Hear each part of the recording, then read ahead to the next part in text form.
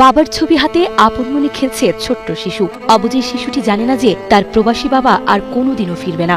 এই জীবনে একবারের জন্য পাওয়া হবে না বাবার আদর। সুদূর ইরাকের কুর্দিস্তানে বসবাসরত অবস্থায় গ্যাস লিকেজে মর্মান্তিক মৃত্যু হয়েছে তার বাবা ও দাদার। 2024 জুলাই মাসের 25 তারিখে হয়েছে।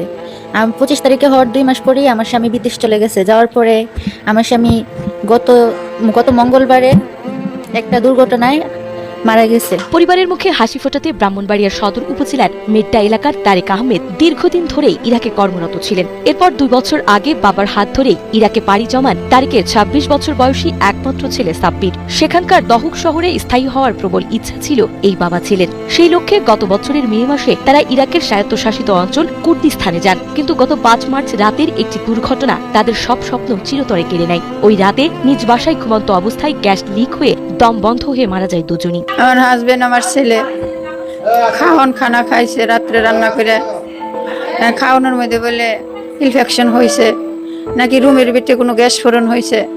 কেউ বলছে গ্যাস ফোড়ন, কেউ বলছে খাবার থেকে ইনফেকশন। আমি জানি না, জানে আমার মাওলা, আমার আল্লাহ। মাত্র 2 বছর আগে সাব্বিরের বিয়ে হয়েছিল।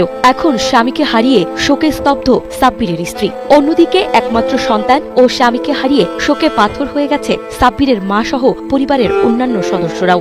বর্তমানে নিহতদের মরদেহ দহক শহরের একটি সরকারি হাসপাতালের মর্গে রাখা হয়েছে। শেষবারের মতো প্রিয়জনদের মুখ দেখতে ব্যাকুল হয়ে আছেন স্বজনরা। তাই দ্রুত মরদেহ দেশে ফিরিয়ে আনতে সরকার ও দূতাবাসের জরুরি হস্তক্ষেপ কামনা করেছে শোকাতুর এই পরিবার।